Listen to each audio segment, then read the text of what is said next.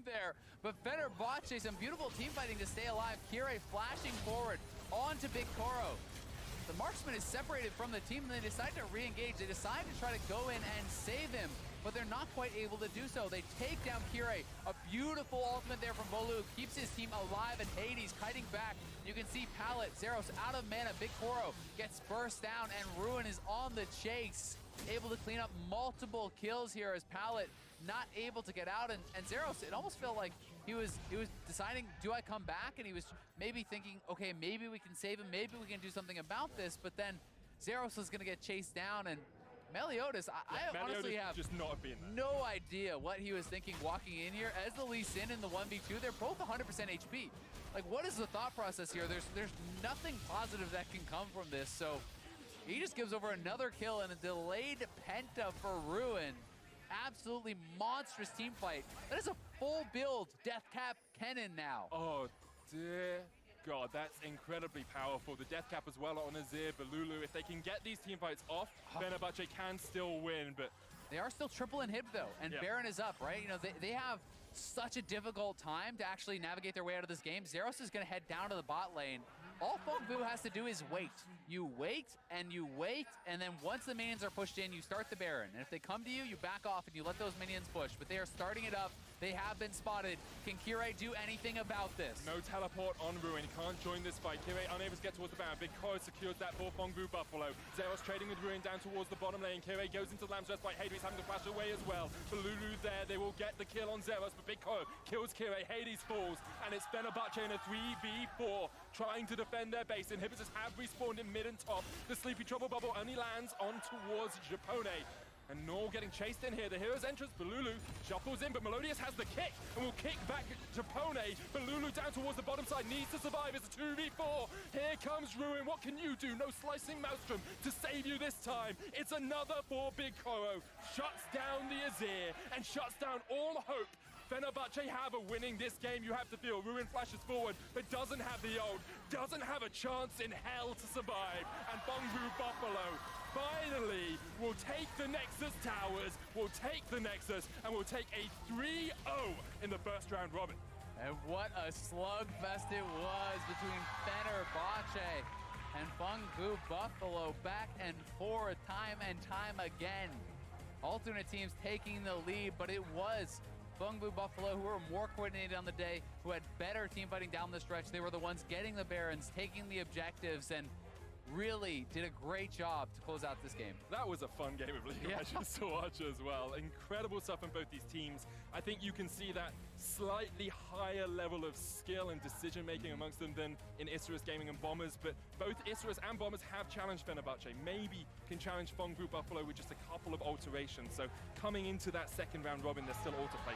Yeah, Fenerbahce certainly had their moments in that game, but when you look over at BMR Buffalo, it was their focus on the objectives, focus on taking down turrets, on pressuring the map, on setting up objectives that really made the difference there. I mean, that was such a back and forth game, but they never even lost a tier 2 tower, right? You know, they take 2 Barons, they cleaned out the map, and really, honestly, very impressive play from them here so far today. Incredible stuff all around. Have to see how they continue to play through that next round robin. You can see Fenerbahce did have a little bit of a lead in the early game, getting that bottom lane ahead, getting Hades those kills early on, but we never really saw them snowball that away from Fungu. And a lot of that is PVB actually just making good decisions and making good calls on the map. And you have to give a lot of credit to Big Koro and Pallet. I think their team fighting was outstanding. Even in the 2v2, despite the fact that they did get put down, they were able to find a 2v2 kill. The Lucian had a lot of gold, had a lot of items, but was never able to find that effectiveness. And likewise for Bolulu, honestly, it never really felt like the Azir was able to show up. It was mostly about Rune in the side lane. He was getting kills, but because he was constantly expending his ultimate in the 1v1, he was never able to have it, it felt like, for when he TP'd in for the team fights. That's true, and we never really had a coordinated team fight from Fenerbahce. It always felt scattered across the sides, and part of that, of course, is BMR Buffalo getting the disruption in, and with finding the engages, finding the engages. And I wonder if Fenerbahce could have just maybe changed their composition a little bit to have a bit more of a coordinated engage and a coordinated fight. Yeah, it's always possible. You know, it's very easy in hindsight to say this was the mistake. Yeah, and I mean, you know, you can look at compositions, but I tend to think that this is mostly down to just play and to the decisions they made in the game. And I think that this was certainly a very impressive game from Fengvu. And while the fights were back and forth, they were always the ones kind of with their eyes on the prize and setting up for the objectives. They definitely were. Let's have a look at how these standings are after the first round robin. Fengvu Buffalo in the top of the standings, 3-0, Fenerbahce 2-1, Bombers 1-2, and ISGaming sitting at 0-3. Yeah, definitely a very impressive first half here from Fengvu Buffalo, and a PVB win in the next game will eliminate Isris and the Bombers from first place contention. They would not be able to match that 4-win record.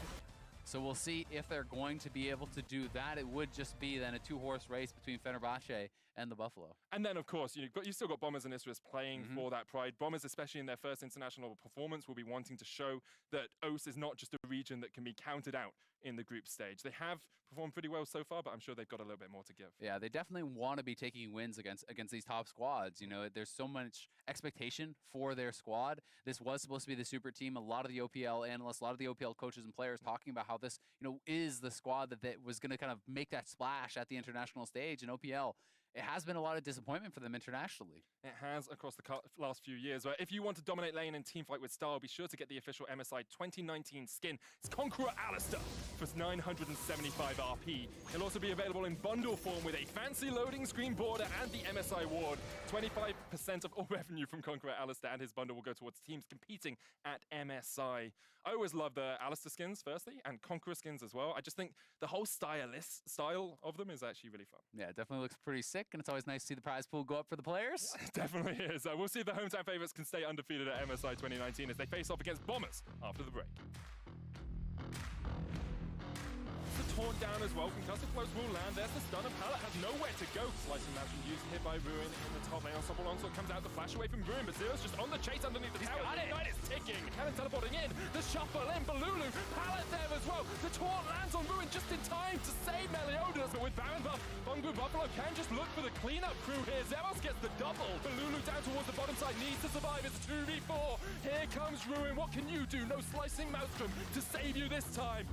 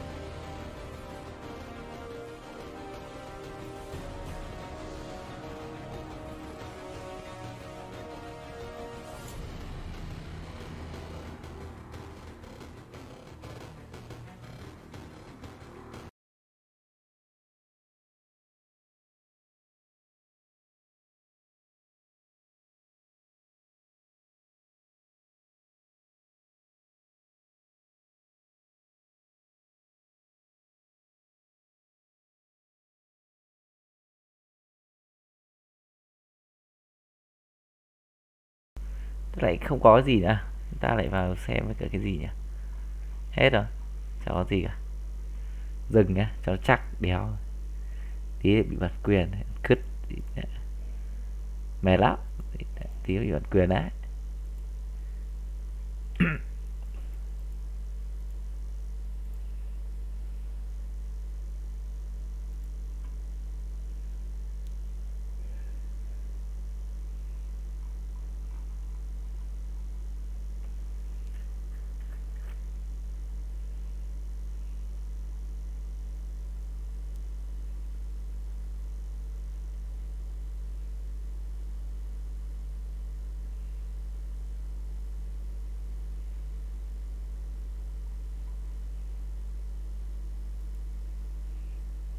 Ít mẹ đâu nhỉ?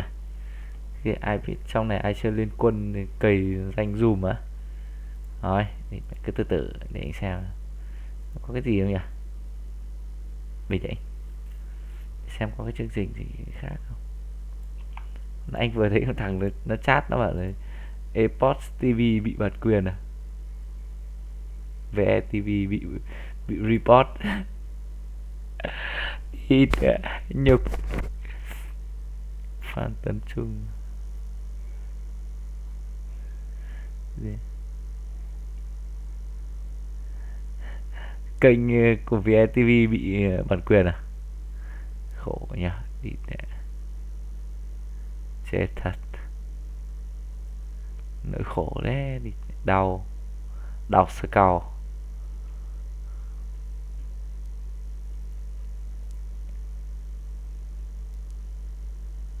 Thế bảo bị bản quyền. Đéo nào bị report nhỉ?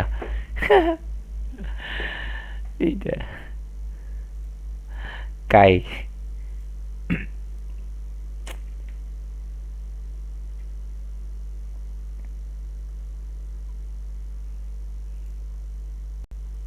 Từ để anh xem có cái gì hay nhỉ? Giờ chơi cái gì nhỉ? Ai giời ơi, chán thế, không biết chơi cái gì cả. Từ để anh xem có cái gì. Đây, kênh của anh đây. Mẹ, toàn ông cũng dính giờ đó mà nói người ta phải sợ đéo này. Không phải sợ. Tại vì sao? Thì hôm nay anh không biết á, kênh hôm nay kênh cũ của anh, kênh rút gaming ấy. Đây. Nó quay lại cái này mà đéo bị bản quyền này. Đấy. Có bị đéo đâu. Cái này đéo bị 5 giờ trước. Phát lại đéo bị. Hay là chưa bị thì mẹ nó tố cáo thì ăn cứt. Đây. Phát lại này. Đéo thấy bị. Không phải sợ. Mẹ. Bản quyền thì bản quyền. Anh phát mà, lúc chiều anh phát mà. Có bị đéo đâu.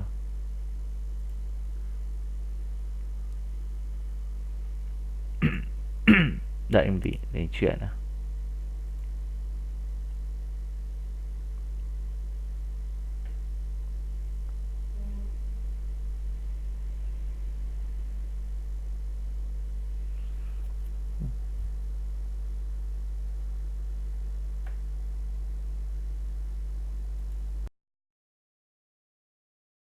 Là cái đéo là nhỉ? À cái này. Từ từ. Nó phải là cái này không? Chúng ta đang what the hell? Đợi tí để xem chơi cái gì bây giờ. Phải biết là chơi cái gì. Bắn PUBG à? Thôi để đéo mà bản quyền này. Auto chat đi à? Auto chat à? Thử phát. Ok, auto chat. Nhưng mà dạo này anh chơi auto chat ngu á. Chơi auto chat ngu rồi. Chơi auto chat lại gà để đéo phải chơi. Đợi một chút.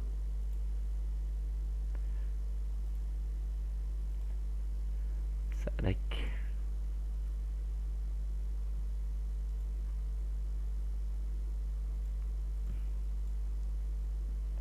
Sợ phải download này lâu không chơi rồi.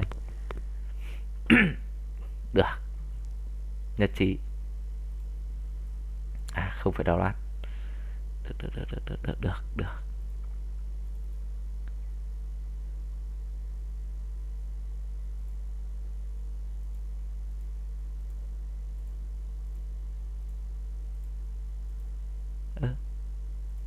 Sao lại không hiện nhỉ?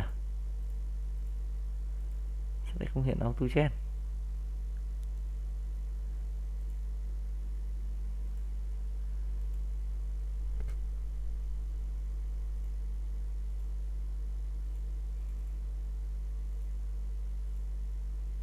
Đây rồi.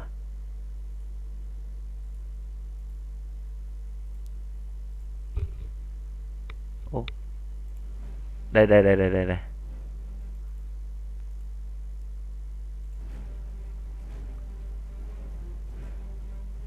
Anh chơi PUBG PC đi à? Rồi, thì mẹ chơi một cái thôi.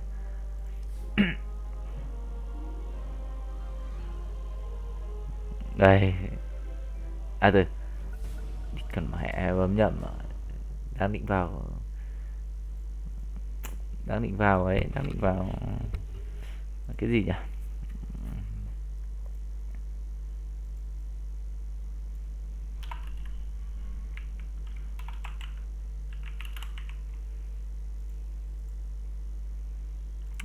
Discord. Quên Discord và Discord để xem có cái gì không. Coi thử máy anh có mạnh không nữa. Không mạnh.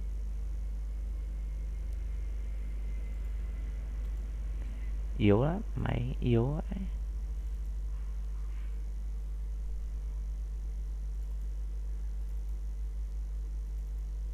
Alo? Alo? Ô. Ui mẹ zoom này ấy nhỉ. Ây da. Kinh đấy. Ăn trời đấy.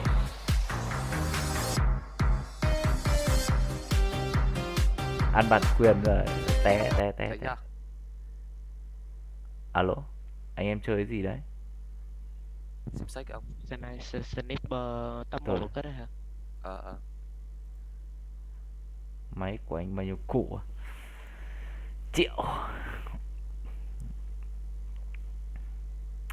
Triệu bạc mấy. Ăn thua gì?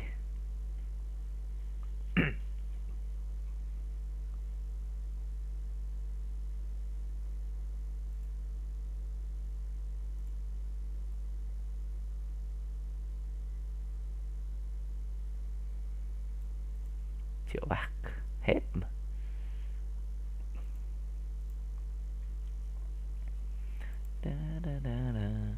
Lâu thế mẹ mới thật Tây này.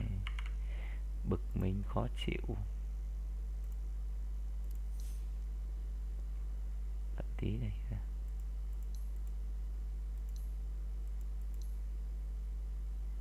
Anh cho nó mắc spin này.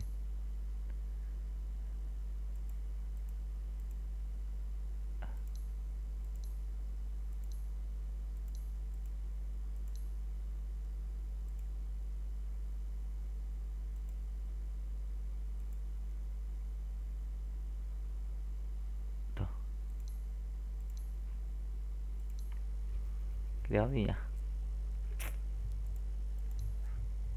Phải lồn còn đi học à?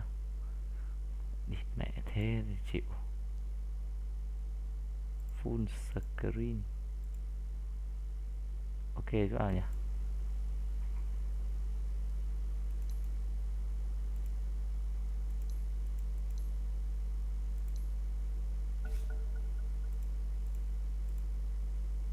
Đi bấm nhầm. Ui rồi đi mẹ.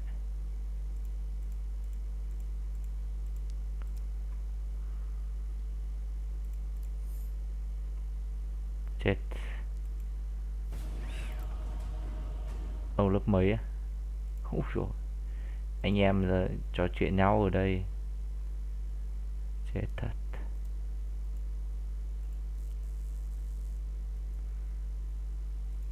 Để xem kênh của anh như nào nhỉ? Tí anh lại bị bản quyền nên cứt.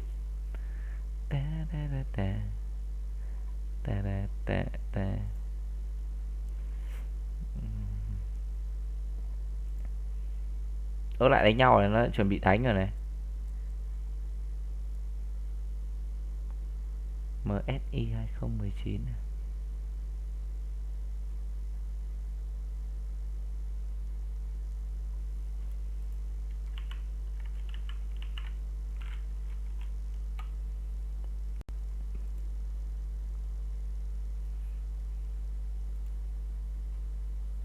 Post TV như đéo cho phát trực tiếp nữa đúng không?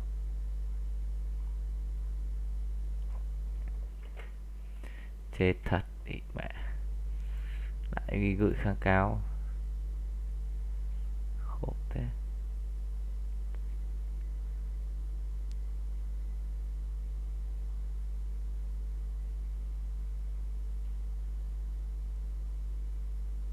Was forced into this full Việt Nam văn hóa bị tố cáo mẹ chưa lớp 5 chú bị lớp 8 ui đi mẹ. Đấy anh vừa bảo mẹ thì đéo là chúng mày nó lại đang đánh à.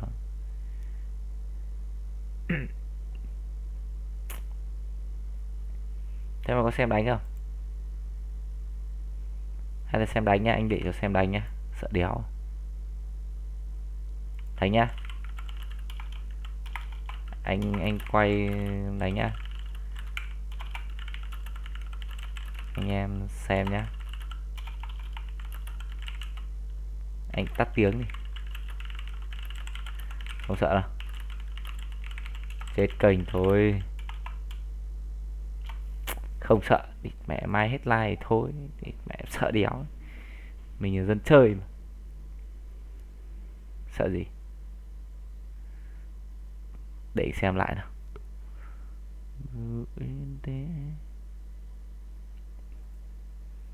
VETV là bị bản quyền à? Đéo kênh nào làm re-up nữa. Có một kênh đang phát này. Đấy nó xem, anh xem lại nào. Không sợ đâu.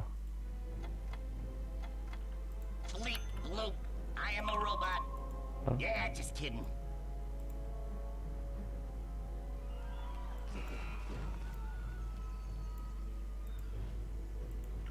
Đéo xem là thoát.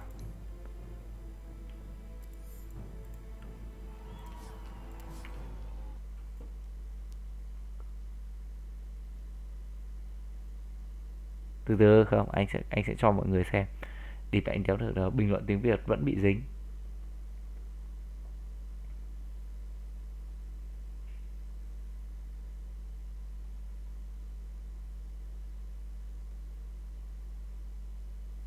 Từ đã.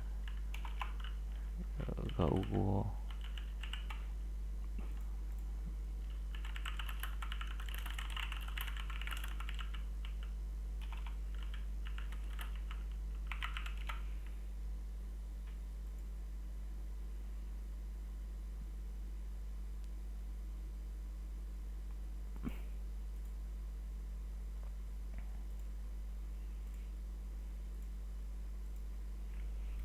Thôi ngủ đêm mai còn đi nào. Từ không, anh đéo sợ mất kênh đâu. Nói chung là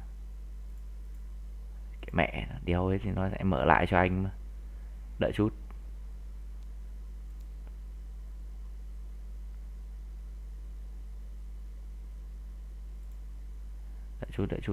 Đợi anh chút.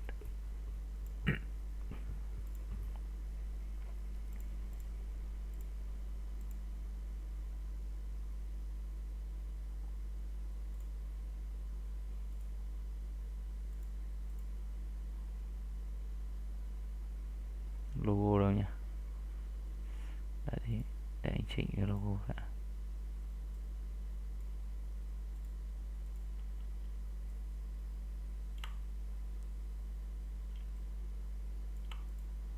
Được rồi.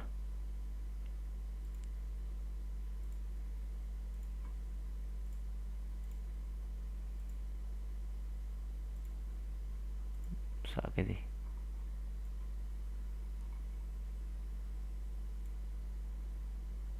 Nhầm. Đấy. Anh em hãy nghe đi. Behind the team, they have a team house, they have, the trainers and the coaches and the analysts and the full staff and support behind this squad, so they are really trying to professionalize their league and their team, and they've seen the results domestically. One of the challenges, honestly, can be when you are super dominant in your league, when you're slamming everyone in your league, those teams are not always showing you the holes in your play, and it can be tough to know where those holes are, if there are issues with what you're doing, until someone kind of smacks you in the mouth and shows you, câu đi. no, you can't do Mày that. cứ câu view cho anh, xem càng nhiều view càng tốt. Anh cần rồi, anh cần view hơn là phải cần đấy. right? And those are the things that you're kind of seeing them run into. Again, FBI talking about that in his interview. There's things that you can't get away with when you play against these better players. It's mistakes you don't even know you're making. Yeah. The big thing as well. It's the unknown unknowns. Jace banned away from the Bombers here on the blue side. They'll get rid of the Aurelia as well. Rek'Sai continues to be removed. Not going to see that jungler much this tournament. Chỉ cần chúng mày không report là được, thì mẹ mày đéo vậy sao đâu. Continually going to be taken away here, I think, from Zeros. They do not want to first pick that Jace, so you're going to have to ban it out, as it certainly is a very powerful pick for him. Can be flexed mid lane as well, and the Akali being taken off the table here too. Another very strong flex pick that Fengbu love to grab. We've seen Akali banned out every single game so far this tournament. I like the Kalista ban against FBI. Respect shown. Yeah, how strong he can be, but like you might as well respect him because that was their main win condition in the game versus Israel. Yeah, it certainly was, and also when you saw how well FBI and Rogue were performing against Big Koro and Pallet in lane, you don't want to give them necessarily a lane that has a lot of kill pressure, and it is going to be the Jarvan, you know, as I was talking about earlier on. I think this makes a lot of sense. It's such a key pick for Balkan, and even if you're going to say, hey, that's, you know, it's not maybe the most standard of picks, it was massive for Meliodas in their last matchup. It is huge for Balkan. It is huge for his playstyle, and I do respect the pick, respect the comfort. Definitely a strong pick there for the Bombers now. Hecarim available, Silas still there as well. Đi đấy sẽ ngồi bình luận. Nhưng mà anh em đéo ai xem.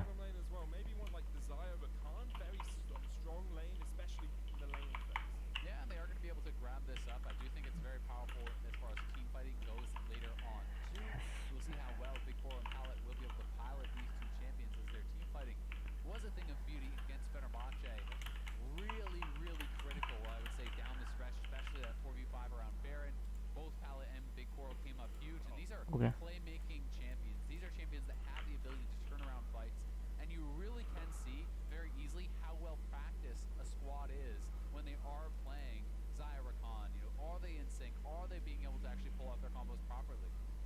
Victor and Pallet have played together for a very long time. Kennen and LeBlanc here, saving the entirety of the bottom lane for later on. One of the problems I have with this is you now have the ability to actually counterpick both lanes. Yeah. Right? You know where these guys are going, unless it's going to be something super wacky where you're going 80 Kennen bot lane or whatever, but I'm not expecting that.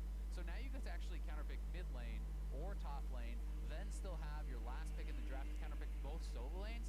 If you are losing both solo lanes, that can be hard for a jungler. It's going to be super hard for your jungler. And yeah. I think it comes down to that idea of the mistakes you don't realize you're making, because in the last couple of games it felt like Balkan was maybe a little bit more used to having winning lanes, lanes that could get priority, lanes that could come and join him. You're not going to get that often versus Fengbu. Yeah, and we'll see. Can the Bombers just kind of fight their way out of that situation anyway? The Zoe band tells me they are expecting Silas to go top for Zeros. Certainly, this is a workable matchup there for Mimic. He's going to have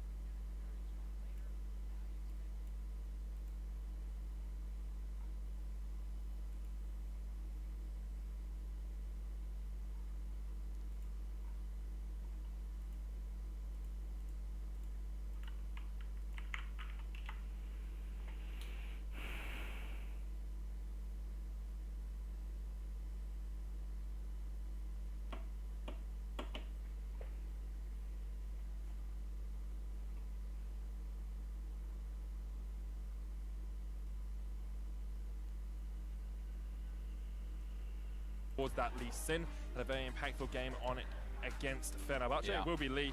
And now Bombers towards their bottom lane. Nothing too spicy yet. It's just an Ezreal pick for FBI, and alongside that a Tahm Kench for Rogue. Hey, Tahm Kench, great though, in answer to the Rakan as well. Certainly someone that can shut down the playmaking. I do think it's tough for Rakan to go for aggressive plays if your jungler is not around, simply because Tahm Kench can devour the ally and then look to turn it around with Tongue Lash, be able to set up for a good trade back. That being said, Ryze here as the flex. This could be Ryze mid or top. Ryze into Kennen can be pretty good matchup, range versus range to answer there. So it may be the flex, but we'll find out where exactly they do want to have these guys ending up. For now, it's looking like Silas top. Yeah, I think Seros tends to be the one that plays Silas on the side of Fengbu Buffalo. Played it 5 times in their regular season. I believe he has a 100% win record on it as well. Not a couple games, but certainly has been more Zeros' pick.